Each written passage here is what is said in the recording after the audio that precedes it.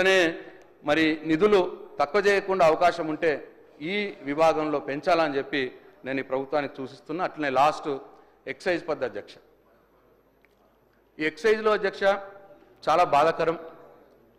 Last time ఏమో 38,000 కోట్ల ఆదాయాన్ని టార్గెట్ ఉండే 24-25.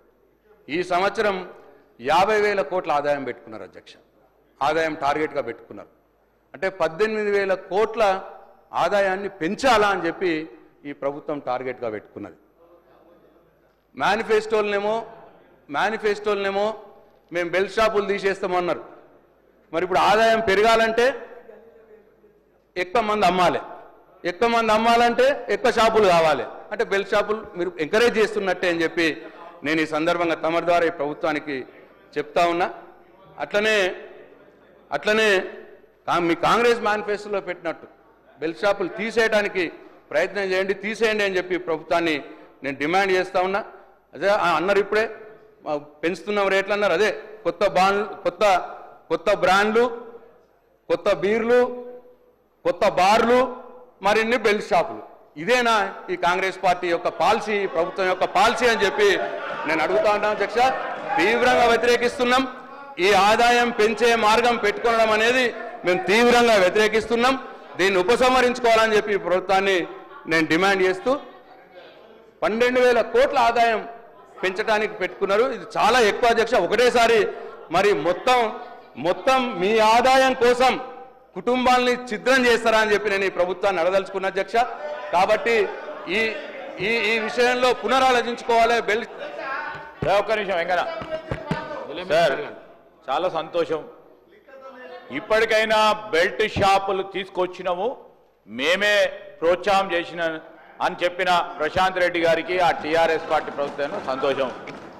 బెల్ట్ షాపులకు సంబంధించి స్పష్టంగా కూడా మా వైఖరి, బెల్ట్ షాపులను ఎంకరేజ్ చేయం. దానికి సంబంధించి ఈరోజు వారు చెప్తా ఉన్నారు ఏ విధంగా ఆదాయం పెంచాలని. ఆదాయం పెంచడానికి కేవలం రేట్లు పెంచడానికో లేకుంటే బెల్ట్ షాప్ పెంచడం కాదు అధ్యక్ష.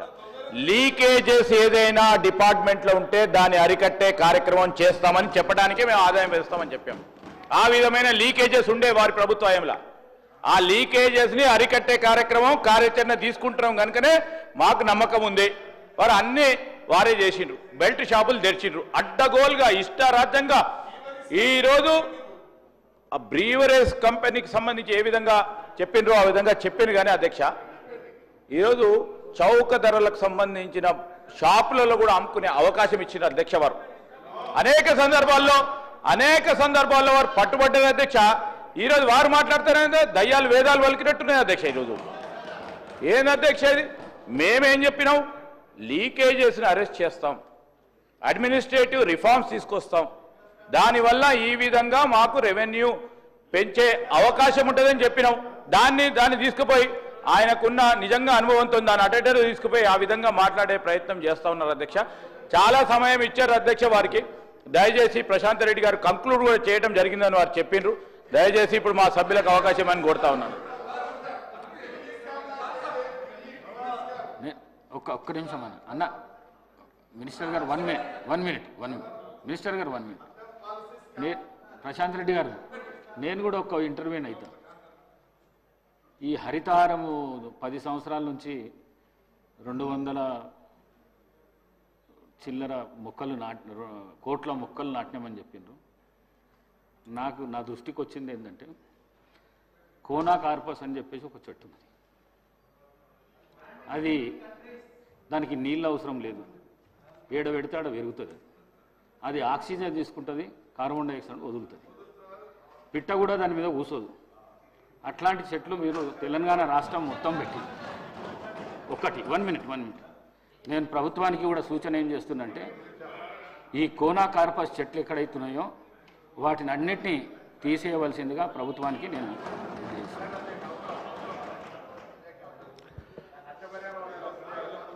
సార్, అది 270 కోట్ల మొక్కల్లో అనేక రకాల మొక్కలు ఉన్నాయి సార్. దాంట్లో మీరు చెప్పింది ఉంటే వెరిఫై చేపియండి సార్. అట్లనే వెరిఫై చేపియండి సార్. 1 మినిట్, ఒక్క నిమిషం. 1 మినిట్. మీరు ఏ రోడ్డు చూడండి, ఏ ఊరు చూడండి. అయితే నేను చెప్పినాను సార్, అదే చెప్తున్నాను సార్ 7% గ్రీన్ కవరేజ్ పెరిగింది అని చెప్పినాం కదా సార్, అది లెక్కల్లో ఉన్నది. ఈ 7% గ్రీన్ కవరేజ్ పెరిగిన దాంట్లో ఎవెన్యూ ప్లాంటేషన్ అంటే రోడ్ల మీద పెట్టే మొక్కలతోటి 1% కూడా ఉండదు సార్. 5% ఫారెస్ట్ రీజునేషన్ ఏదైతే చేసినామో, ఫారెస్ట్ని సీడ్లు పోసి ఫారెస్ట్ని ఏదైతే పెంచిర్రో అటువంటి అన్నీ కూడా 6% అవే ఉంటాయి సార్. ఇవన్నీ ఒక 1-2% ఉంటాయి సార్. 5% ఆ ఫారెస్ట్ దాంట్లో ఉంటుంది సార్. అనేక అవార్డులు వచ్చినాయి సార్ హరితహారం ప్రోగ్రామ్కి. సరే మీరు చెప్పింది అదేదైనా ఉంటే ప్రభుత్వానితో చేపియండి సార్. 1. 2 సార్, శ్రీధర్ బాబు గారు చాలా చిలక పలుకులు పలికినారు సార్. ఇప్పుడు నేనేమంటున్నా అంటే సార్ నేనేమంటున్నా అంటే ఈ ప్రభుత్వానికి చిత్తశుద్ధి ఉంటే మీరు మేనిఫెస్టోలో చెప్పినట్టు బెల్ట్ షాపుల్ని తీసేయండి. ప్రభుత్వం మీదే ఉన్నది, మీరు మేనిఫెస్టోలో చెప్పినట్టు బెల్ట్ షాపులు తీసేయాలని చెప్పి నేను డిమాండ్ చేస్తూ, అదే అధ్యక్ష బెల్ట్ షాపులు తీసేయాలి. అట్లనే ఆదాయం 12,000 కోట్లు. 12,000 కోట్లు అంటే మామూలు మాట కాదు సార్. 12,000 కోట్లు ఇవాళ పెంచాలా అనంటే ఎన్ని రేట్లు పెంచుతారు సార్? ఏం చేస్తారు సార్? ఏ పిలుపురేది ఉంటుంది సార్? ఇదంతా కూడా సార్ ఇది అన్యాయం సార్. 12,000 కోట్లు పెంచడం, అయితే ప్రజల్ని మందు ఎక్కువ తాగిపోయడం, లేకపోతే ప్రజల మీద భారం మోపడం, ఈ 2 విషయాలే మరి టార్గెట్గా పెట్టుకున్నారు. దయచేసి దీని మీద పునరాలోచించాలి, బెల్ట్ షాపులు ఎత్తేయాలి, ఈ 12,000 కోట్లు ఆదాయం పెంచాలన్న దాన్ని వాపస్ తీసుకోవాలని చెప్పి నేను డిమాండ్ చేస్తూ సెలవు తీసుకుంటున్నాను. కోమటిరెడ్డి వెంకటరెడ్డి సార్ దాదాపు 1 మినిట్ ఎక్సైజ్ మినిస్టర్ గారు. అధ్యక్ష,